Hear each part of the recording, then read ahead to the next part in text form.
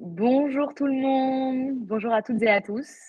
Bienvenue dans cet événement, 3 astuces pour commencer à utiliser l'IA au travail.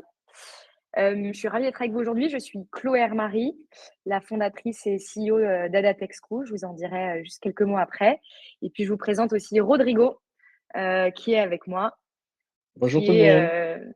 Head of Growth à Ada, passionné d'IA, coach, IA dans la formation Les Essentiels de l'IA et qui du coup avec moi, répondra à vos questions si vous en avez, à la fin, de la présentation. Puisque, je vais, commencer quand même par, quelques éléments et vous montrer un petit peu ces 3 astuces. Pour démarrer, puisque peut-être, certains et certaines d'entre vous ne nous connaissent pas, quelques mots sur Ada Tech School. Chez Ada, on est convaincus que la tech, devrait être accessible à toutes et à tous. Depuis 2019, en fait, on accompagne des personnes à se reconvertir, donc des personnes qui débutent parfaitement, avec les technologies, à devenir des, ingénieurs, logiciels ou à intégrer d'autres métiers tech, grâce à nos formations qui sont des formations, longues, de reconversion. Depuis l'essor de l'IA, on a aussi à cœur, d'outiller les personnes qui n'ont pas vocation à changer de job, mais dont le job est, largement, bousculé, par la technologie et donc par l'IA. Et donc c'est dans ce contexte-là qu'on a, lancé la formation Les Essentiels de l'IA et dans ce contexte-là que on a créé ce webinaire, dans cet ADN. Notre but, c'est vraiment que l'intelligence artificielle soit au service des humains, démocratiser, les compétences numériques et développer l'employabilité, de tout à chacun. Pourquoi, je parle d'employabilité? C'est que, on a des études récentes qui montrent que, on estime que 70 bon ça c'est une étude BCG, que 70 des tâches dites col blanc, donc tâches, intellectuelles, typiques des fonctions support, RH, admin, finance, compta, marketing, communication, gestion de projet, pour être automatisées grâce à l'IA. Et donc c'est, dans ce contexte-là que cette formation existe. Alors attention, nous on n'a pas du tout vocation à, effrayer les foules. On parle bien de tâches, et non pas de métiers. Moi, je suis assez convaincue qu'on va moins voir une disparition, des métiers qu'une transformation de ceux-ci. Et quand on dit une transformation, une recomposition, c'est le mot souvent qui est utilisé, c'est que l'IA va venir en fait remplacer certaines tâches du quotidien. On va utiliser l'IA comme un assistant, mais de l'autre aussi, on va avoir des nouvelles compétences apparaître, cadrer, vérifier, orchestrer, communiquer avec l'IA. Et donc, c'est dans ce contexte-là qu'on a développé cette formation. Voilà. Aujourd'hui, cette formation, elle s'adresse à des personnes qui sont, débutantes, qui, probablement comme beaucoup, sont dans une expérimentation. On va parler majoritairement, des grands enfin, en tout cas, utiliser des exemples qui sont avec, les grands outils LLM, donc les large language models et chatbots que vous connaissez au travers de ChatGPT, Gemini, Copilot et cetera. Donc des exemples autour de ça. Et nous, ce qu'on constate, c'est que quand on débute, on a tendance à utiliser ces chatbots un petit peu comme des moteurs de recherche, un peu comme ça, en bricolant des choses. Mais en vérité, nous, on est convaincus que l'IA, faut plutôt l'utiliser comme un compagnon de travail, pas comme un outil de recherche. Et donc, cet objectif du jour, c'est de toucher du doigt la puissance de cet outil, de pouvoir améliorer votre pratique, monter d'un cran votre pratique dans votre quotidien au travail, et vous montrer un petit peu trois conseils pour l'utiliser correctement. Le webinaire, il est structuré, autour de ces 3 conseils, toujours avec un apport théorique. Vous raconter un petit peu comment, ces, large language model ou l'IA générative fonctionne, avec une petite démo pour vous faire toucher du doigt, qu'est-ce qu'on vous raconte et puis voilà, un mémo un petit peu avec lequel, vous allez repartir. Voilà, je vous propose de démarrer, mais avant de démarrer, peut-être, vous demander de vous présenter. Alors on est, nombreux aujourd'hui, mais peut-être de démarrer avec un petit sondage, sur, qui vous êtes et pour en apprendre un petit peu plus sur vous et ça nous permettra moi d'adapter le discours et puis de, peut-être anticiper aussi les questions qui arrivent. Voilà.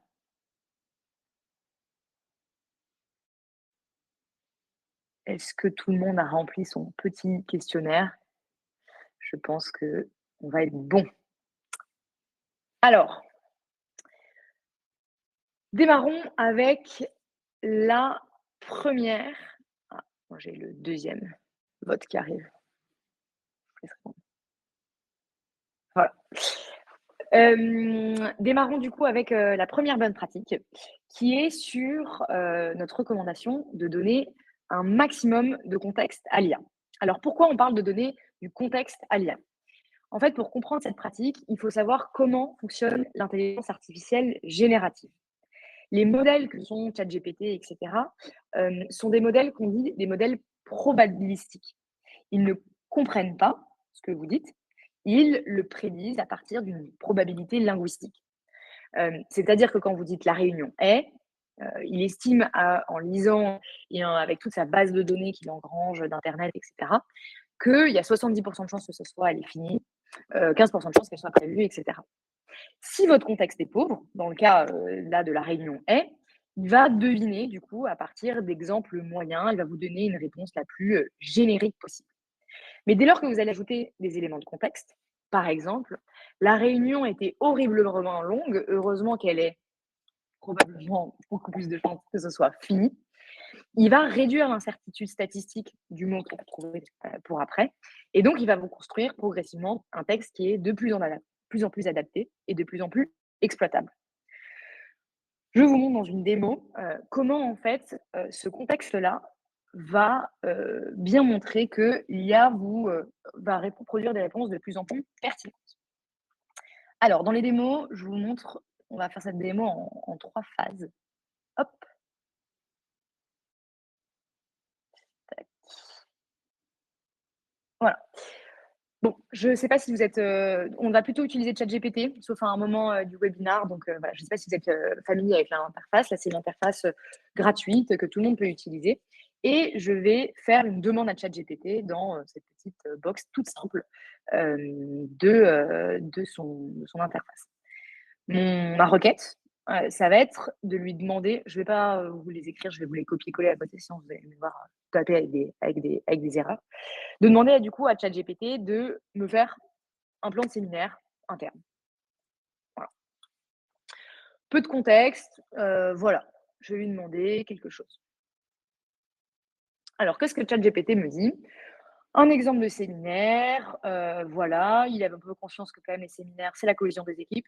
Ouais, je ne l'ai pas dit, mais il en a un peu conscience. Voilà, accueil des participants, remise d'un kit de bienvenue, présentation de la direction, voilà, quelques exemples d'icebreaker, déjeuner convivial. Voilà. C'est pas mal, ça me permet de partir d'une base, mais et d'ailleurs, il me le demande après et en gros, qu'est-ce que je fais finalement, en fait? C'est quoi la taille de mon équipe? C'est quoi, le format de mon séminaire? Donc déjà, il me demande des éléments de contexte supplémentaires.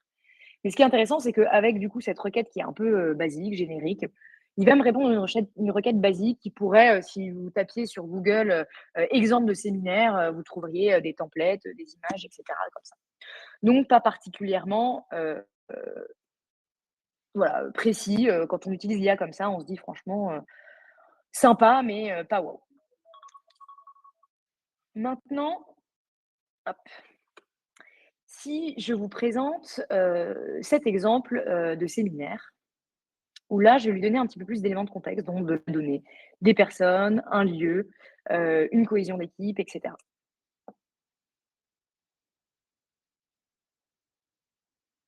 Là, tout de suite, j'ai dit que j'aimais les équipes qui aimaient la musique, donc note le fait qu'on va trouver des thèmes musicaux. Je lui donne un ordre de budget.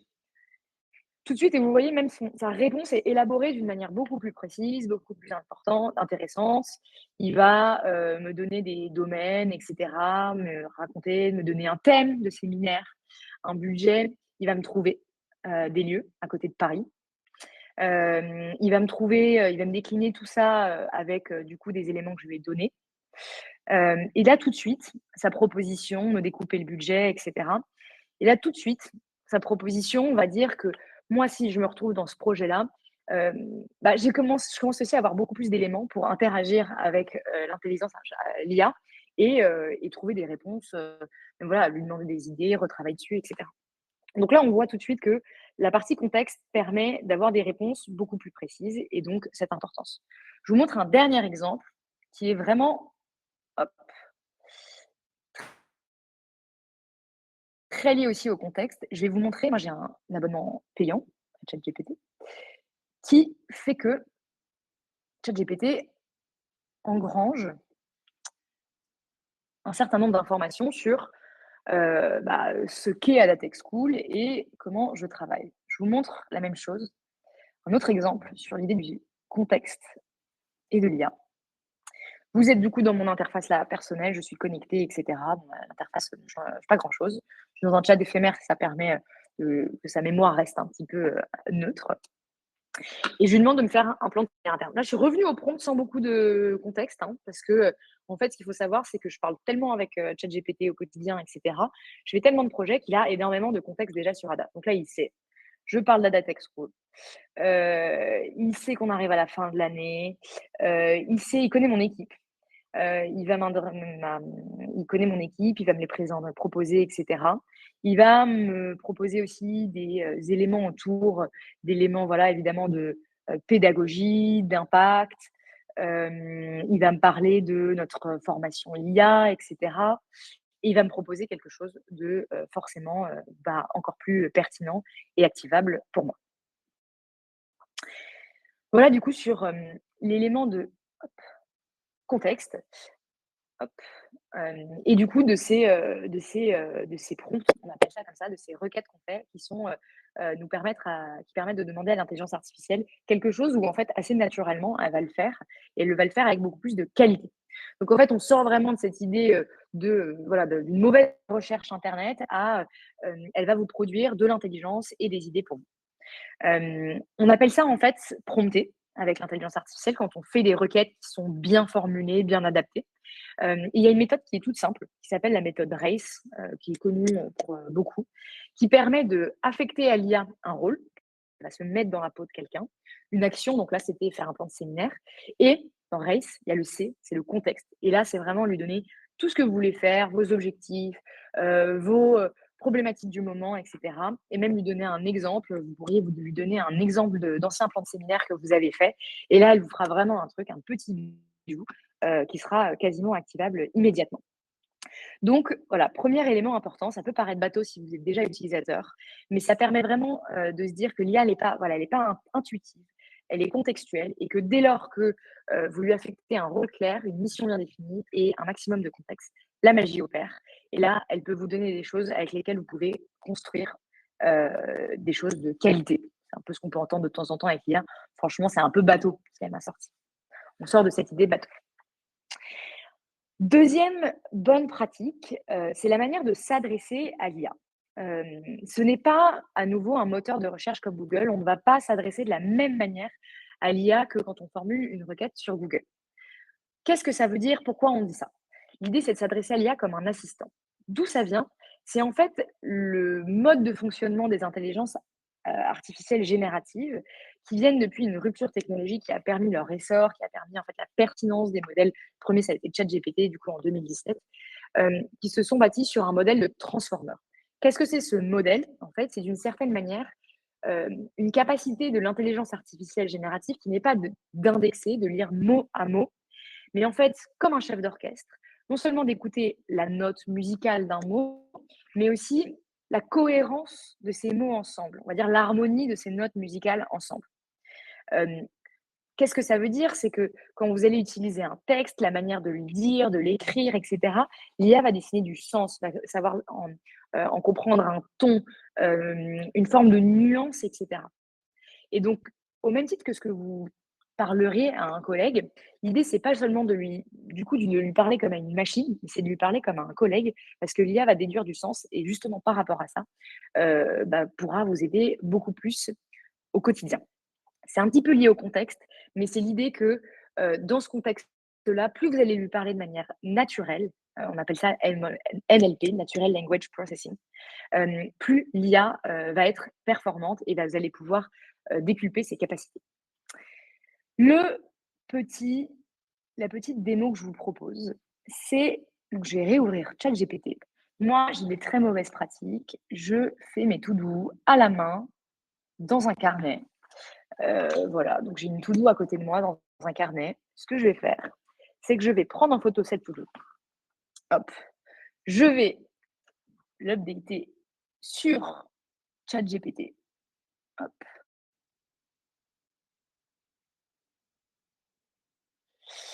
voilà ma to-do de mon carnet écrit.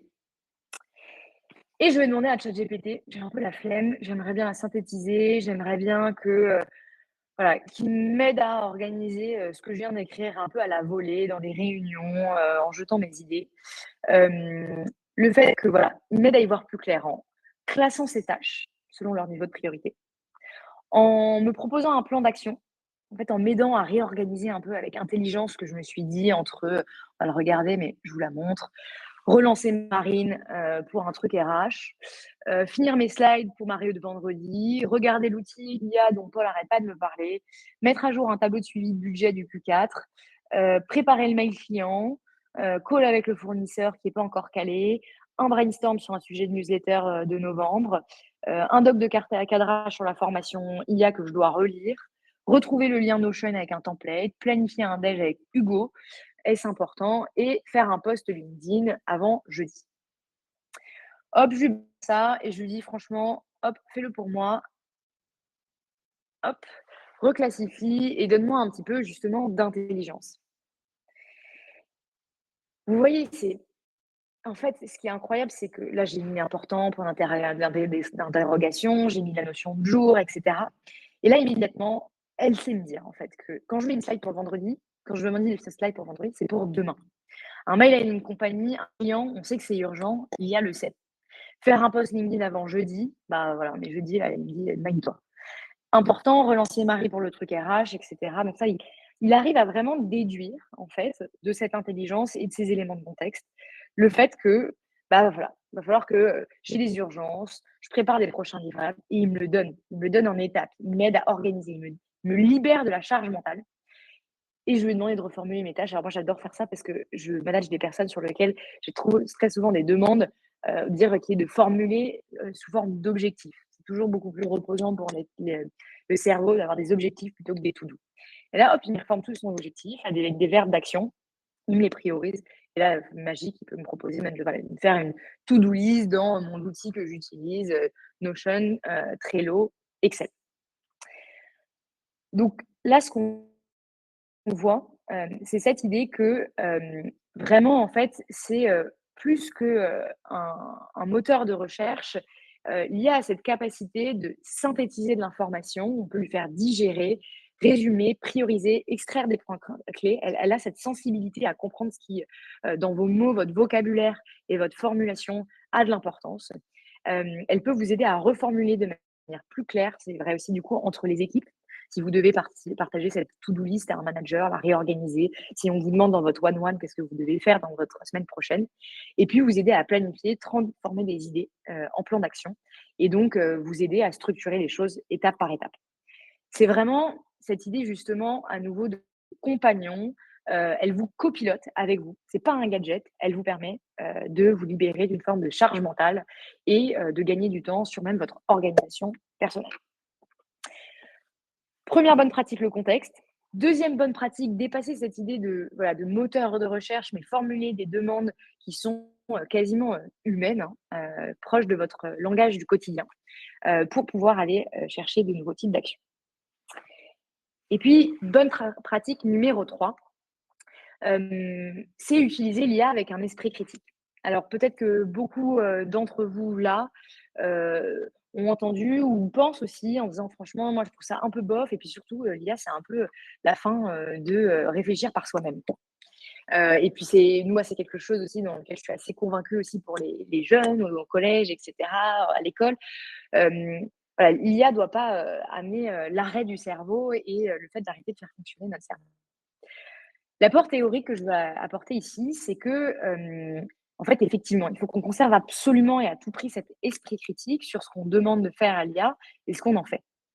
Pourquoi? C'est que en fait, les IA sont des formes de logiciels, sont en tout cas voilà, des créations technologiques qui ont été réalisées par des entreprises et des ingénieurs. Donc chaque IA est différente entre Mistral, ChatGPT, Claude, Copilot. Chaque IA, chaque modèle a eu son propre plan d'entraînement par les ingénieurs de l'entreprise, qui l'ont entraîné. Ça veut dire que ces concepteurs, ils ont choisi quelles données leur IA allait étudier, combien de fois elle les verrait, qu'est-ce qu'elle devrait en tirer en termes de règles.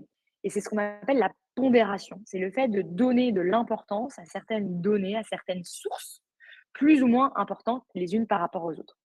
Et donc, c'est là où aussi on comprend les enjeux de, vous savez, beaucoup aujourd'hui on parle de gouvernance. C'est pour ça qu'on veut que Mistral français émerge, etc. C'est que les concepteurs de Mistral sont des Français avec, du coup, un point de vue franco-français du monde. Et donc, du coup, bah, par exemple, par rapport à un acteur potentiellement chinois aujourd'hui, où on sait qu'il y a des enjeux de, voilà, peut-être de droit, de propriété intellectuelle, etc., on va en fait demander à notre IA de fonctionner comme nous.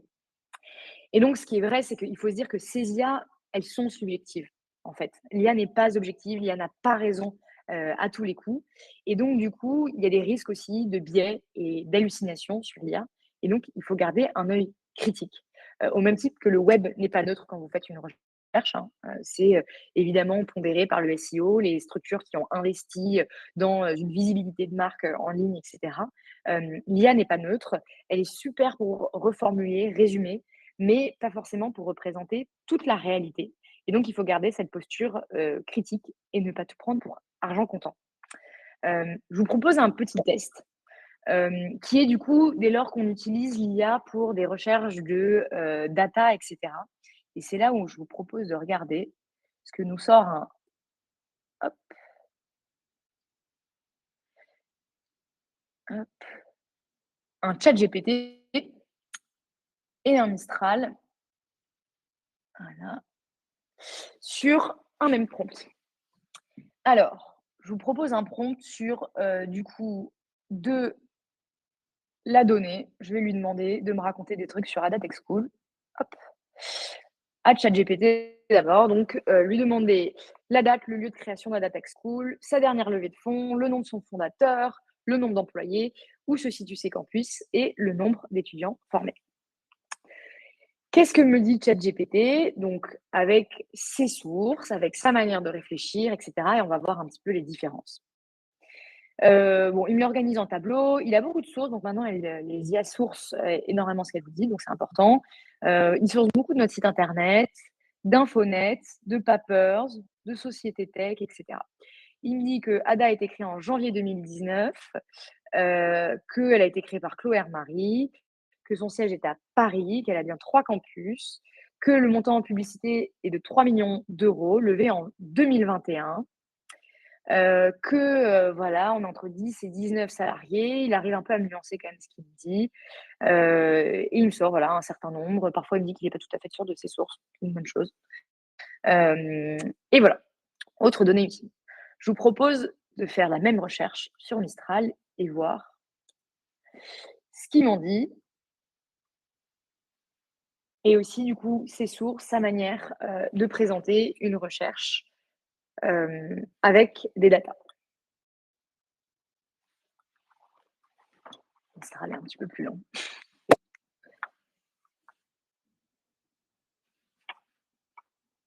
Alors,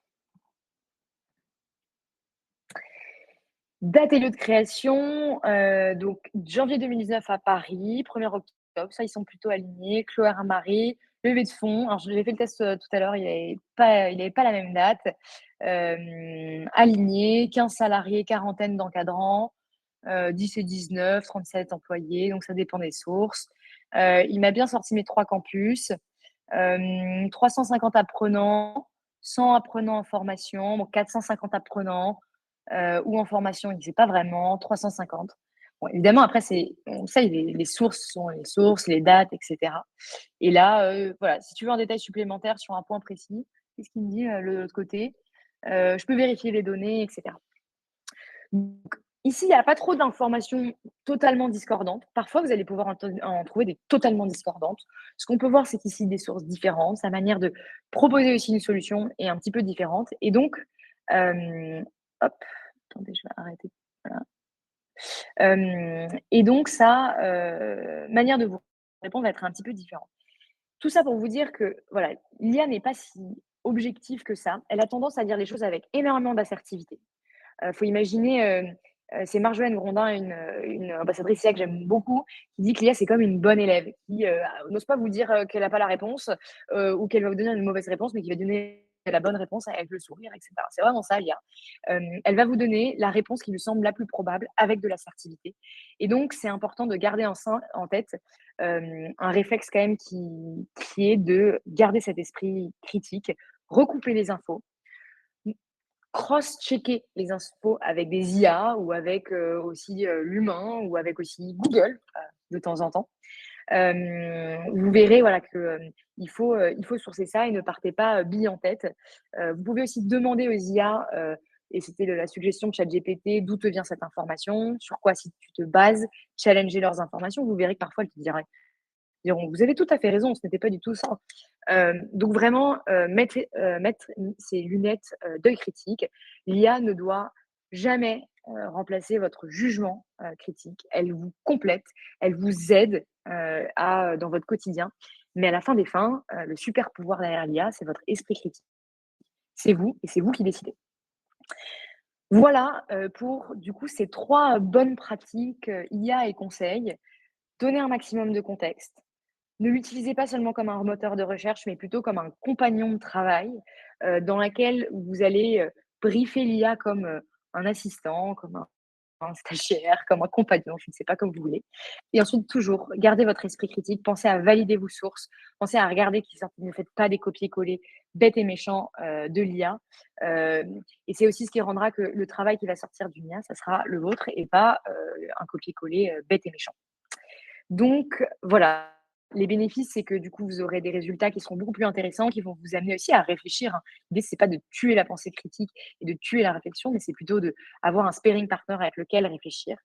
Vous allez avoir gagné du temps, une charge mentale qui est allégée et puis, vous allez éviter les biais et les erreurs et les hallucinations. Voilà, nous, on est assez convaincus à ADA que l'IA générative, c'est pas une mode, c'est un changement de mode de travail. Ça s'adresse tout particulièrement justement aux fonctions intellectuelles. On vient de parcourir des exemples, il y en a beaucoup d'autres dans notre formation «Les essentiels de l'IA» qui ont vocation un petit peu dans cette même dynamique de parcourir des cas pratiques très concrets de votre quotidien, de ces fonctions non tech, de, progressivement de niveau 1 à niveau 5 alors on est au niveau, 0, hein, au tout début, de mettre, progressivement, de la complexité, d'utiliser de plus en plus l'IA dans le quotidien, dans la rédaction, dans l'optimisation de ces réunions, dans l'analyse de, fichiers Excel et de production de reporting et dans vraiment utiliser même l'IA dans vos projets, dans vos résolutions de problèmes et cetera. C'est un peu les 4 cas concrets qu'on balaye avec cette formation. Il y a zéro jargon, il y a des experts incroyables, qui vont intervenir sur les formations et si, vous avez envie de continuer à apprendre, vous pourrez télécharger la brochure à l'issue de ce webinaire, je vous le recommande et en plus parce que ça vous donne, 150 € de réduction sur la formation qui, si vous êtes salarié, peut être aussi finançable par vos OPCO, vos projets de formation d'entreprise. Voilà, l'idée c'est que à ADA, c'est que l'IA vous aide, vous serve. Moi, je m'en sers depuis, plusieurs mois maintenant. Honnêtement, c'est génial au quotidien, vraiment. Ça m'apporte, je voudrais dire, mais c'est absurde, de la joie et de la confiance, quand j'ai un peu cette syndrome de la page blanche, cette journée avec moins d'énergie. Elle m'aide à, hop, passer le switch et l'idée c'est que loin qu'elle vous remplace, elle soit plutôt, un petit compagnon, de travail qui vous aide, au quotidien. Voilà, merci de votre attention. Je vous propose qu'on puisse passer aux questions. Je n'ai pas ouvert, les sondages, chat et cetera, que je vais ouvrir et avec lequel aussi on pourra, répondre avec Rodrigo. Yes, il y a déjà une première question, à laquelle j'aimerais rebondir. Merci beaucoup Chloé, c'était super clair. La question, du chat qui est, quelle serait la manière la plus éthique et responsable des enjeux environnementaux d'utiliser l'IA? Il y a effectivement plusieurs questions, de cet ordre-là. Je pense qu'il y a plusieurs aspects. La première chose, c'est que Google n'est pas du tout obsolète. Une Mmh. recherche, sur Google, elle consomme beaucoup moins d'énergie, vraiment, des ordres de grandeur moins d'énergie, qu'une requête sur ChatGPT. Donc si par exemple, vous voulez trouver un resto ce soir dans votre ville, vous pouvez toujours consulter Google Maps, vous pouvez toujours consulter Google directement. Il n'y a aucun problème. La réponse va être tout à fait pertinente. Donc, pour des questions simples ou plutôt directes, vous pouvez toujours utiliser Google. Et d'un point de vue environnemental, ça va être beaucoup plus intéressant, beaucoup plus pertinent. Ensuite, pour la question éthique et responsable, et pour la question éthique, du coup, je pense qu'il y a un sujet que Chloé a abordé pendant la formation, c'est par exemple, si vous êtes plutôt d'accord avec la philosophie de Mistral, l'entreprise derrière le chat, euh, que par exemple DeepSeek ou par exemple OpenAI qui est derrière ChatGPT, etc. C'est là où ça va jouer le modèle sur lequel vous allez vous investir le plus. À la fin, Mmh. tous ces modèles, ils sont relativement plus ou moins pertinents. Il y a certains qui sont plus pertinents que d'autres pour certaines tâches, mais pour des usages du quotidien, plus ils ont du contexte, mieux c'est. Donc demain, si vous voulez choisir par exemple Mistral parce que vous êtes plutôt d'accord avec la philosophie derrière Mistral et que c'est français, etc., il n'y a aucun problème. Vous lui donnez du contexte et elle va fonctionner, elle va être tout aussi pertinente et performante qu'un ChatGPT par exemple. Donc, il y a aussi un côté où c'est à nous, chacun, vu que c'est un outil qui est vraiment à l'usage individuel, si on le souhaite, c'est vraiment à chacun d'aller regarder les entreprises qui sont derrière, quelles sont les valeurs qu'elles portent, etc. Donc, il y a vraiment un choix à faire derrière, sachant que Mistral, par exemple, aujourd'hui, les modèles de Mistral sont parmi les plus performants du monde. Quasiment au même niveau qu'un ChatGPT, un Claude, etc. Donc, vous ne perdrez rien à utiliser un modèle qui est fait par une entreprise française, par des Français, par exemple. Mmh. Et il y a un mouvement aussi qui est, lancé en parallèle de ces donc large language models, ces énormes chatbots qui, consomment énormément de la donnée d'internet, donc qui ont cet usage très générique. Il y a un modèle qu'on appelle les Tiny AI, qui sont les petites intelligences artificielles et qui vont être très spécialisées sur certains domaines. Donc peut-être si certains d'entre vous sont spécialisés dans des secteurs avec certaines demandes et cetera, on voit émerger aujourd'hui des modèles, et des outils d'IA qui sont vraiment dédiés, entraînés sur des sets de données spécifiques, à faire des choses spécifiques et qui font que du coup, c'est des modèles aussi beaucoup moins consommateurs et à entraîner et du coup à faire tourner dans chaque requête. Donc il y a aussi tout n'est pas complètement destructeur dans l'IA. Il y a aussi des manières de faire et des choix d'outils, à la fois dans les large language models et aussi dans le point de vue plutôt éthique et environnementaux, où vous allez pouvoir trouver des modèles qui sont moins consommateurs. Complètement.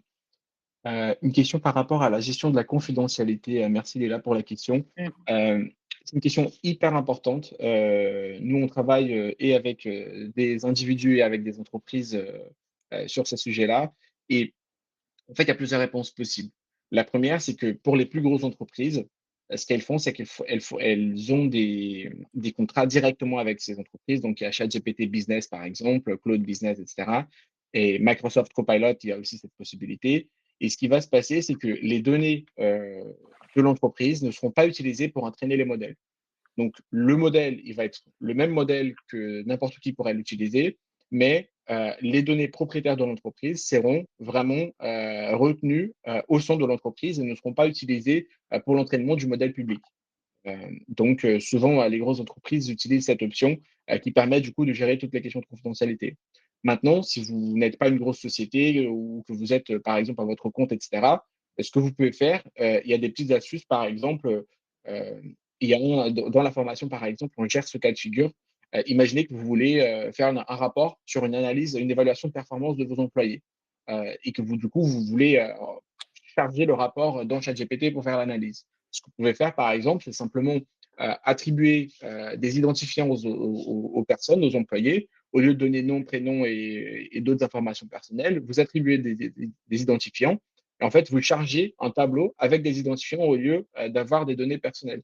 Et du coup, là, vous pourrez avoir, par exemple, les départements, l'évaluation de chaque personne, etc., mais sans les informations personnelles des employés. Et du coup, ça vous permet, par exemple, de contourner la question de la confidentialité tout en utilisant un modèle entre guillemets public de ChatGPT par exemple. Donc il y a plusieurs solutions possibles. Il y a une nouvelle solution aussi qui est en train de prendre place, c'est des modèles type open source. Donc ce sont des modèles qui ne sont pas propriétaires. Donc par exemple OpenAI, c'est un modèle propriétaire, pardon. mais pas, ils ont un modèle open source qui s'appelle Llama, qui est très performant. Vous pouvez télécharger un outil dans votre ordinateur et télécharger des modèles open source. Et du coup, il va tourner que en local, que dans votre ordinateur à vous et pas dans le réseau et ne va pas entraîner un modèle public, par exemple. Donc, il y a aussi ce type de possibilité qui est en train de se développer. C'est encore naissant, mais ça reste une alternative aussi. Si ça a été clair, n'hésitez pas à réagir. Vous avez d'autres questions? On peut attendre un petit peu, quelques minutes. Il nous reste un peu de temps.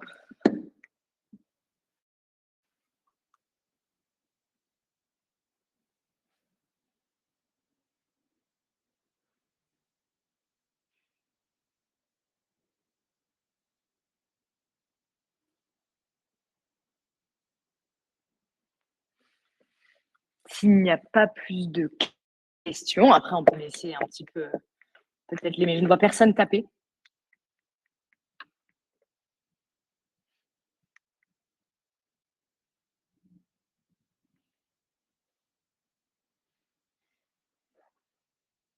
Ah, il y a Mara qui. Là, il y a une question sur le CPF. Ouais. Elle était plus haute dans le chat. Eh bien, alors la formation n'est pas encore éligible au CPF. Pourquoi? Parce que pour être éligible au CPF, il faut que la formation soit certifiante au titre du répertoire national des certifications, ce qui prend un petit peu de temps, du coup, à déposer. Donc la formation n'est pas encore éligible CPF. Elle coûte 800 €, 650 € du coup, avec l'offre de démarrage, Early Bird. Et elle peut tout de même être finançable par vos OPCO. Ça dépend si vous êtes freelance ou si, selon vos domaines, et cetera, vous pouvez quand même avoir des financements OPCO. Et après, sinon aussi, on propose de payer la formation en 3 fois, en 3 échéances, qui vous permet du coup, d'avoir, un paiement progressif. Voilà, mais on vous dira ça, enfin, ça sera évidemment, updaté dans, la base et puis sur le site. Ça devrait prendre quelques mois quand même, plutôt, début 2026, pour, l'éligibilité au CPF. Très bonne question sur la proportion de l'usage. Tu veux commencer, Chloé? Alors, en fait, ce que je trouve incroyable avec l'IA générative, c'est que plus on l'utilise, plus on a des idées pour l'utiliser. Moi, je dirais que, j'ouvre, alors je le ferme souvent parce que mon ordinateur chauffe très vite. Donc, je dirais que j'ouvre ChatGPT 2-3 fois par jour, et que je l'utilise sur des tâches qui vont être très liées, hem, soit des tâches de négociation, de discussion, et cetera. Parce que je trouve que ça aide sur les contrats, les discussions, faire sortir les points prégnants, reformuler, avoir, j'en discutais la dernière fois avec une amie qui parlait, du follow-up suite à un entretien, d'embauche passé, d'avoir, un ton un peu plus commercial, et cetera. Donc, moi, je l'utilise quand même beaucoup là-dedans. Ça m'aide à, plutôt que de relire 3 fois mon mail, à avoir des petites améliorations. On travaille beaucoup sur la formation. C'est vrai quand on est ingénieur aussi pédagogique, pour, découper des séquences, des objectifs, et cetera, ça aide. Donc voilà, moi je dirais que c'est pas des heures par jour. Ce qui est incroyable, c'est que moi je dirais que c'est des touch points comme ça, des points de touche, pardon pour les anglicismes, réguliers dans ma journée, 2 à 3 fois par jour selon les projets, sur lesquels je travaille. Moi, je suis un vrai enthousiaste, donc je vais dire, là littéralement, j'ai sur mon deuxième écran ChatGPT qui me rappelle le nom de d'autres solutions pour répondre à Lorraine, par exemple. Dans mes favoris, j'ai ChatGPT, Claude, Mistral, Gemini, Perplexity. Donc là, littéralement, c'est dans mes favoris. J'utilise littéralement tout le temps. Je pense que dans une journée type, parce que par exemple, je fais du code, mon site a été fait sur Lovable, etc. Donc là, vraiment, j'utilise pour plusieurs usages, plus que pour de la discussion. Enfin, là, par exemple, pour du texte, ChatGPT, Claude, etc., ce sont des super modèles. Mais par exemple, dans le growth, dans le marketing, on va travailler avec de l'image, de la vidéo. Donc là, ça va être encore un autre set d'outils différents qu'on va utiliser. Donc là, je pense qu'aujourd'hui, c'est à peu près au même titre que j'utilise Gmail ou Slack ou WhatsApp. C'est vraiment ouvert en continu. Et pour répondre à la question de Lorraine, J'envoie ici dans le chat le lien d'une solution que j'ai déjà testée, qui est très prometteuse. Pour l'instant, elle est pas encore, elle n'a pas un niveau d'échelle de traitement, par exemple, de beaucoup de fichiers. Donc, vous ne pouvez pas forcément charger une base conséquente de fichiers dessus. Mais celle-là, par exemple, ça vous permet de télécharger le logiciel et ensuite télécharger les modèles directement dessus. Donc là, c'est aujourd'hui, en tout cas d'après mes recherches, c'est la plus recommandée si vous voulez utiliser une IA en local dans votre ordinateur. Est-ce que l'IA est utilisée uniquement, professionnellement, pour la sphère professionnelle?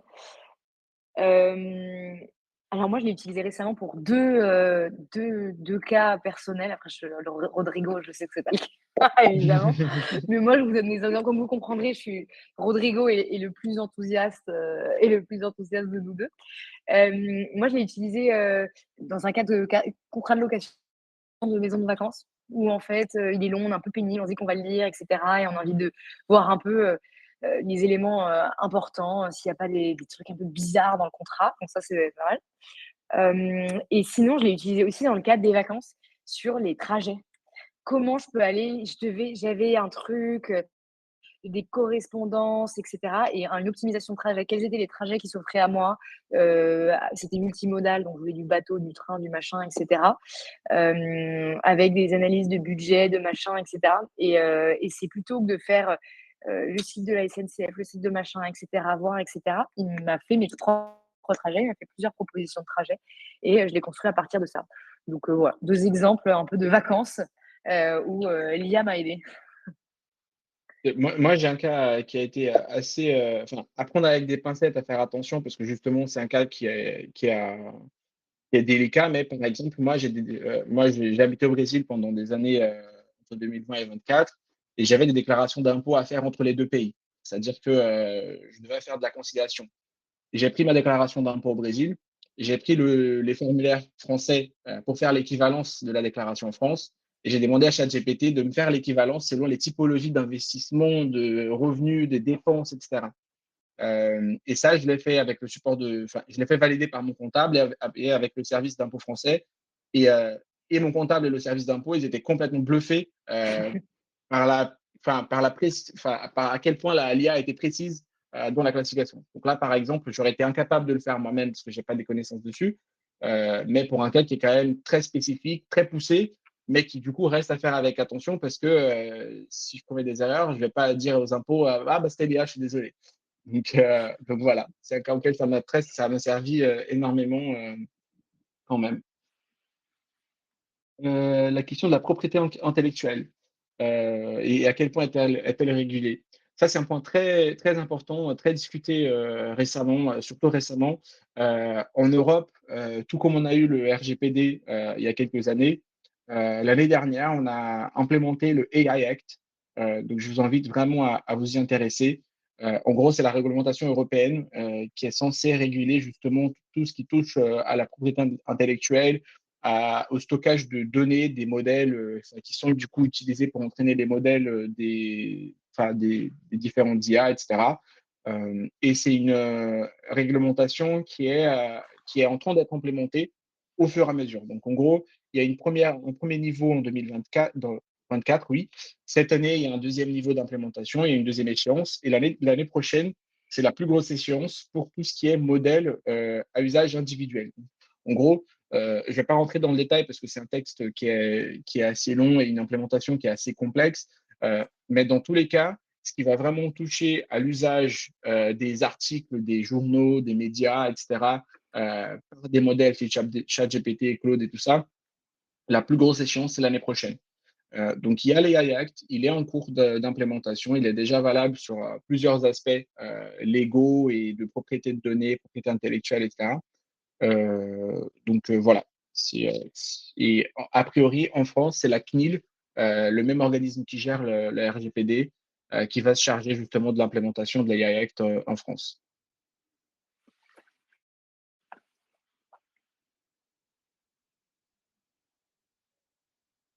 Je vois qu'il y a quelqu'un il y a des personnes en train de taper, donc on attend un peu. Ah merci. J'ai envoyé dans le chat le site officiel de l'AI Act si vous voulez vous y intéresser. C'est hyper intéressant et c'est la première législation, mondiale, tout comme le RGPD, ça a été l'inspiration pour toutes les législations mondiales autour de la donnée. Le AI Act, c'est vraiment, quelque chose heu, de pionnier, en tout cas aussi, à ce sujet-là.